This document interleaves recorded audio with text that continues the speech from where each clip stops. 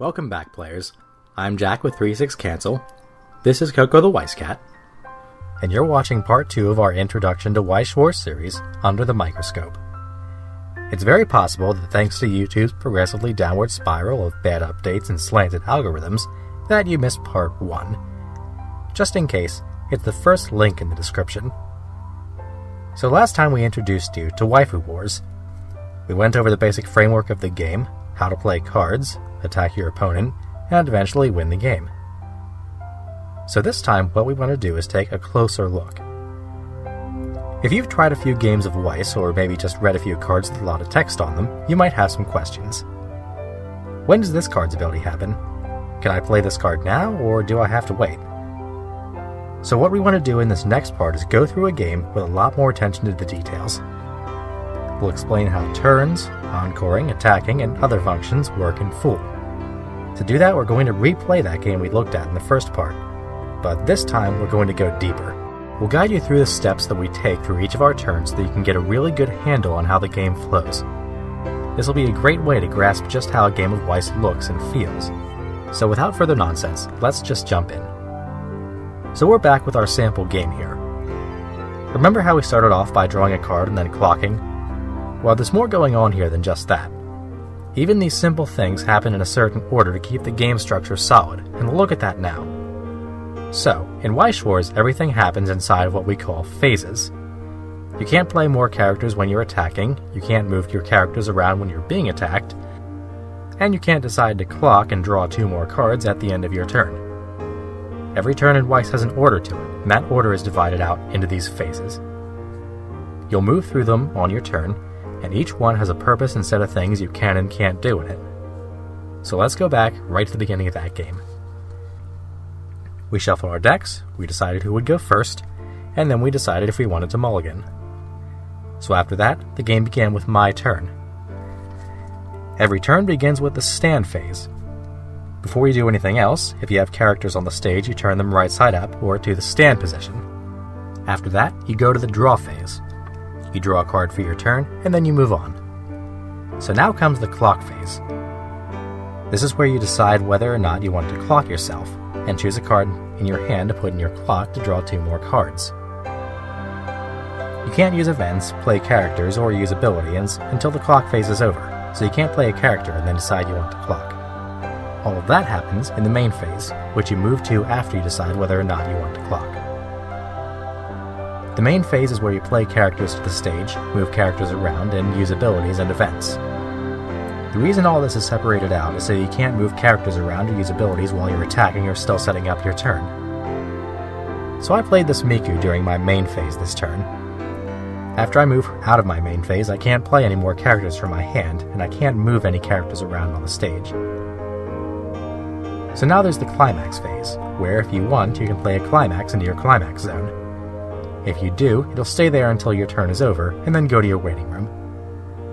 I didn't play one this turn, so I move on to my attack phase. So the attack phase is broken down into steps because a lot happens here. Your characters on the center stage attack the opponent to deal damage, which is how you eventually win, as we saw in part 1. If you have more than one character in your center stage, you can attack with each one at a time. You pick the order you attack in, so you can pick a character and start. In this case, I only have this Miku, so I pick her, and I start by telling my opponent how she's attacking. Remember how we talked about side, direct, and front attacks? Well, you decide that in the attack declaration step, which is the first thing you do when you start an attack. So I'm direct attacking here since there's no one in front of Miku, so I add 1 soul to her attack. Once that's done, we move to the trigger step, which is the part where we reveal the top card of our deck, add its trigger if it has one, and then place it face down into our stock. I triggered a card with a soul icon here, so I add another soul to Miku's attack. Now there's the backup step. If my opponent had a character in front of Miku, and she was front attacking, he could play a card with this icon on it and back up his character. Since there's no character here, the backup step is skipped. We'll look more into that later. Then there's the damage step, where my opponent reveals cards from the top of his deck equal to the attack's soul. Remember, he reveals cards 1 at a time, since if he reveals a climax, the attack stops and all those cards would go to the waiting room instead. Since he didn't, those cards go into his clock, and I've dealt 3 damage to him. So now I need to deal 25 more damage to him to win, since 7 damage is a level, and you lose at level 4. Now the damage step ends, and the last step is the combat step. This is where a character being attacked and its attacker would compare powers, but since nobody's home, this step is skipped too. And that's the attack phase. It goes declare, trigger, backup, damage, combat. Every time you attack with a character, you'll repeat these steps. And after a few times, they become pretty automatic, so don't worry about getting too overwhelmed. You'll get used to it pretty quickly. Just remember that the damage happens 1 card at a time, that the backup step is done before the damage and combat step, and the characters don't actually fight until damage is done, because the combat step is the last step in the attack phase. So like we said before, the encore phase happens after all the attacks are done, where if there are any reversed characters on the stage, their owners can encore them. If there were characters on the stage here that had fought, and there was a reversed character, its owner could pay 3 stock and put it back in its position as rested. Some characters have other abilities that can encore them in different ways, and we'll talk about that in part 3. Since there are no reversed characters here, nothing happens. And last is the end phase. All effects that read until end of turn stop, any climaxes are put into the waiting room, and the active player discards down to 7 cards. If the player whose turn it is has more than 7 cards in his hand, they would discard cards of their choice until they had 7. I have 6 cards in my hand here, so I'm fine. And that's it. So the detailed breakdown of a Weiss Schwarz turn is this: stand, draw, clock, main, climax, attack, encore, and end phase. And in the attack phase, for each attacking character, you'll go through these: declare, trigger, backup, damage, and combat. You'll get used to this order pretty quickly once you take a few turns. So let's start taking some now so you can see what this looks like. So I've attacked, dealt my damage, and since there are no characters reversed, I pass the turn. My friend here draws, clocks, and starts his turn. Since my Mikyu here has a good amount of power, he plays 2 characters in places that aren't facing her so that he won't have to fight her. One of the characters he plays is this Silica, which does something when it comes into play. A lot of characters in Weiss Schwarz have abilities that trigger when they're played from your hand to the stage. In Silica's case, my friend gets to reveal the top card of his deck, and if it's an avatar or net character, he gets to put it into his hand and then discard a card of his choice. When Silica's ability mentions an avatar or net character, it's talking about traits. Every character in Weiss has 1 or 2 traits, and those traits are based on the series that they're from. This Miku, since she's a Vocaloid, has the music trait. Since SAO is about online games, a lot of the characters have the avatar or net trait.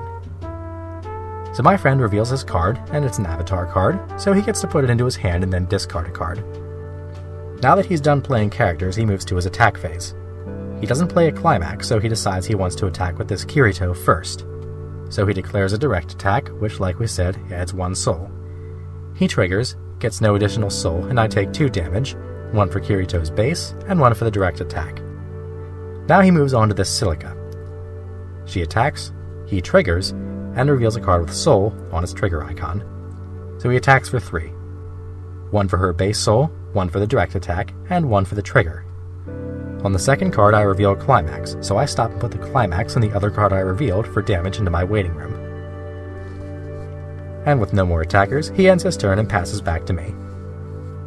I draw, clock, and play another card.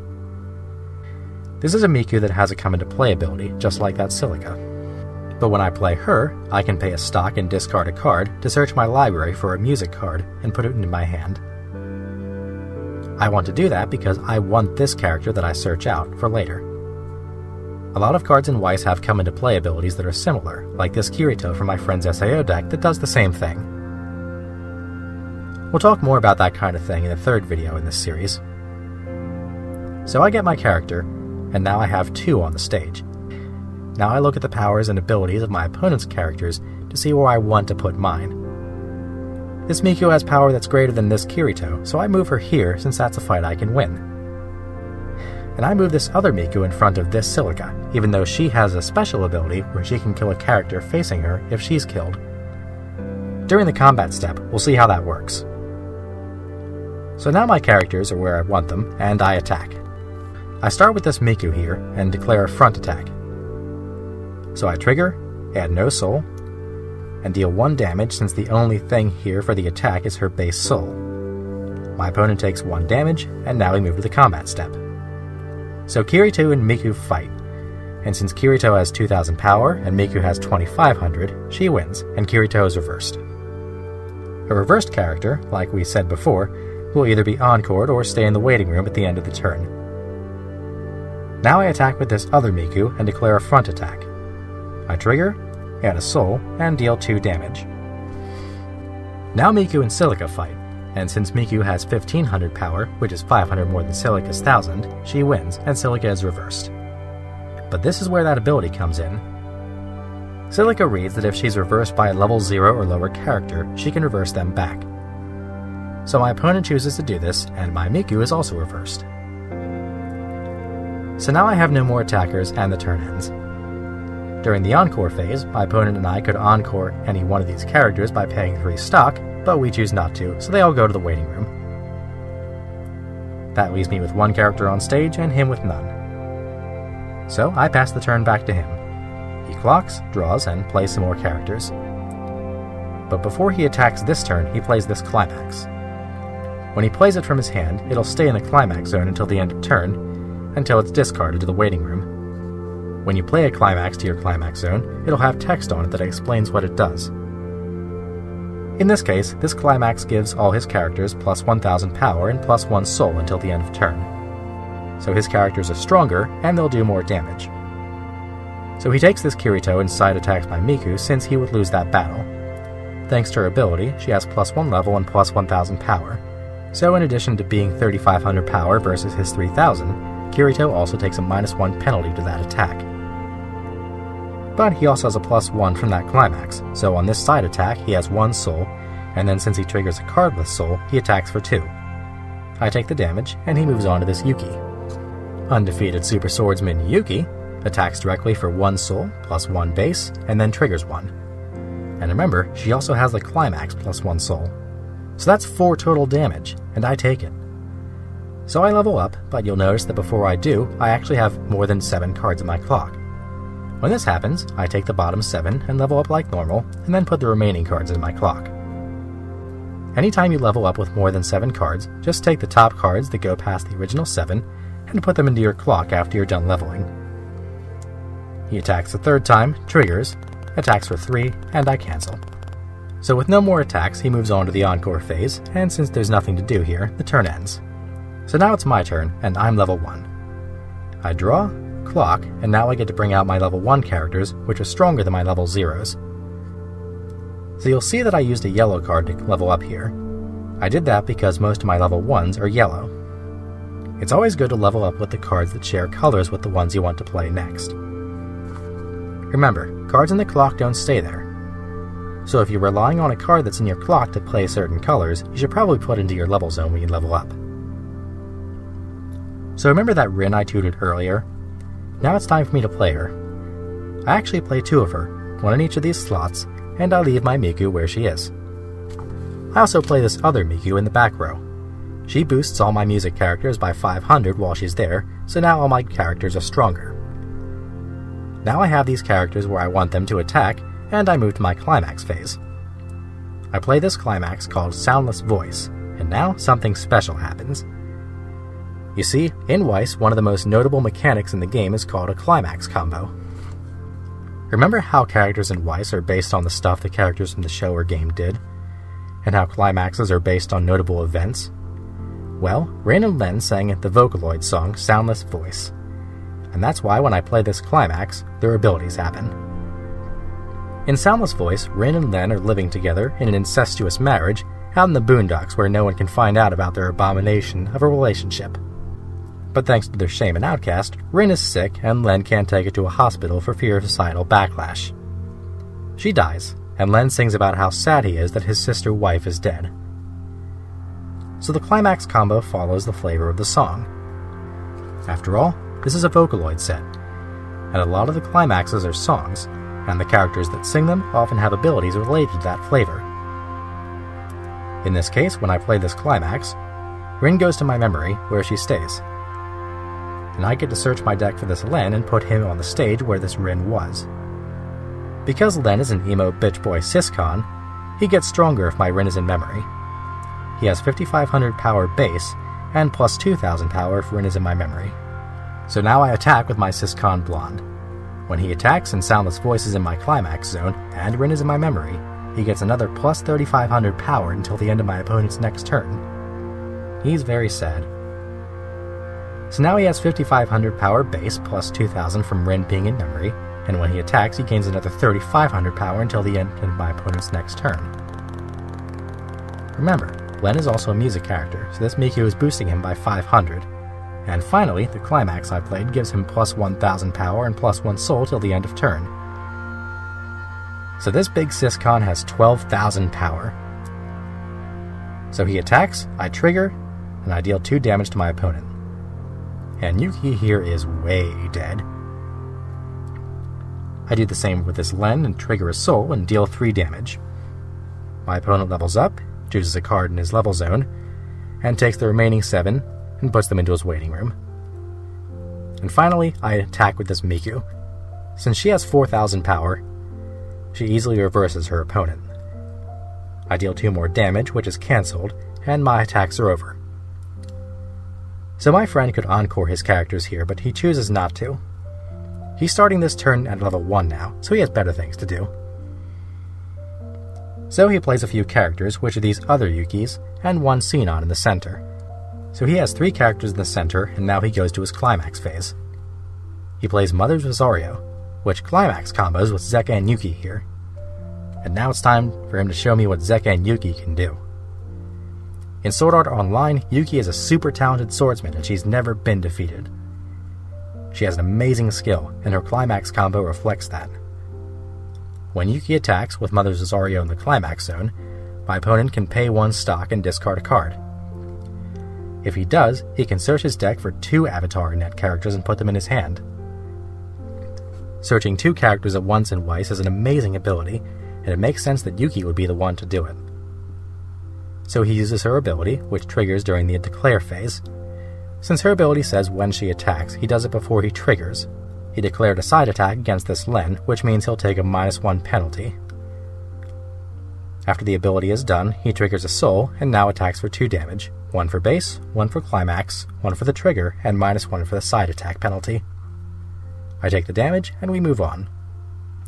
This Yuki attacks my Miku here in the front, and he performs her climax combo ability again. So he triggers a soul, and attacks for 3 damage. Because this Yuki gained power when she came into play thanks to her other ability, she'll outpower my Miku here. And finally comes this Xenon, which attacks the side for 2 after triggering a soul. I cancel, and the turn ends after I decide not to encore my Miku. So next turn, I clock, draw, play a character in a climax, and attack again. Since this climax isn't Soundless Voice, my Lens don't gain that power.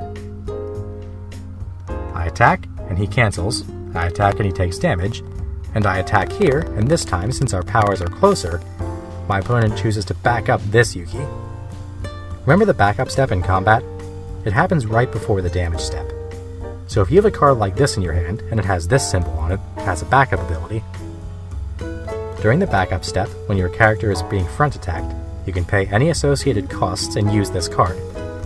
One special note here is that if you play a character with a backup ability during the backup step, you don't have to have the color in your clock or level zone of the character to use it. If the backup is an event, however, you'll need that card's color. So my friend backs up his Yuki and adds 2000 power to it. So my Rin is reversed here after he takes his damage and they compare powers. And now I have no more attack. I choose not to save my characters that were reversed, and he chooses to pay 3 stock and encore his other Yuki. So the game goes on. We move through level 1 and 2, and after that I hit level 3 first. So I start this turn here at level 3, and now it's time to play those big characters we talked about in the first video. I play my first level 3. Her name is Electron Diva Hatsune Miku, and she has 10,000 base power. she gains 500 more for each of my other music characters, and when she comes into play, I get to put the top card of my clock into my waiting room. This is an ability called Healing, and it reverses damage you've taken to put you further away from losing. This other character I play is called Kagamine Rin Original F2nd. Ironic, huh? She gains 1000 power in addition to her 10,000 power if I have 3 or more other music characters, which I do.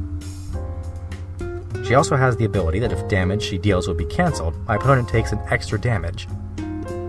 This ability is commonly known as Shot, and it's a powerful ability that helps you finish the game. So I play at Climax now, and I attack my opponent. Since all my characters are level 3, their powers are way higher than his, so they'll win these battles. I attack him with my Electron Diva, and he takes 3 damage. And then I attack him with this Rin. He cancels her damage, but thanks to her ability, he takes another. And then he takes the damage on the 3rd attack. Now he's close to losing, but he's also starting his turn at level 3. So just like me, he plays his finishers. This card is called Last Shot Xenon, and that name isn't for show.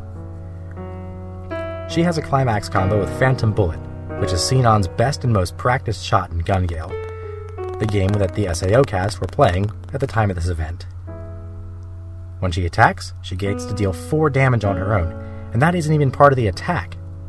That is, so long as my opponent pays the associated cost, which is to pay 2 stock and discard a card. Oh, and did I mention she also heals him on play? So since I was level 3 already and close to losing, I eat Phantom Bullet for dinner and lose the game. Oh well, maybe I'll get him next time. So let's recap that sample game. We talked about how everything in Weiss Schwarz happens in phases. We went over what those were, and what you do in each of them. We also looked at card mechanics a bit deeper. We went through what happens during battles, the backup phase, card abilities, climax combos, and big level 3 abilities, like healing and dealing extra damage. And the game ended with my loss. And I'm salty. Well, not really. Sometimes players will get mad when they lose, but that's a common anime nerd reaction. Pay it no mind. And if you feel angry, just leave the room and go watch some of your favorite ecchi show on your phone. You'll feel better, I promise. Anyway, I know this ran a little longer than last time, but now that you're looking more into Weiss, I wanted to give you a more detailed rundown of how the game flows. This should clear up a lot of rules questions you might have about gameplay, and make your games run smoother as you keep playing. Anyway, players, that's what I wanted to go over in part 2 with you. The real goal here was to give you a real, unadulterated taste of Weiss. There are some concepts in Weiss that take some getting used to, like doing math for soul, getting the turn order correct, and attack phases. With this video, we hope that we've given you a good idea of how these work, and how they'll look when you sit down and play the game for yourself. Our goal here is to give you, a new Weiss player, an avenue to learn the game. It's important to us that anyone interested in Weiss Schwarz has the resources to draw upon when they decide they want to learn more. We're always excited to see new faces playing the game at our local game store, and we hope now that some new players will trickle into yours. That said, we want to provide even more Weiss content to you. This is part 2 of 4 in our tutorial series. Next time, instead of going into game flow mechanics, we'll talk more about those card mechanics, like that Silica and Miku we talked about in the game. We'll explain some common things you'll see across different sets, and we'll talk more about the overall flavor of Weiss. So stay tuned, guys, and watch for our set reviews and games that will be released soon. And of course, throw us a like and a subscription so that more people can see our content, and so you'll be right there when it comes out. Thanks, players. Peace.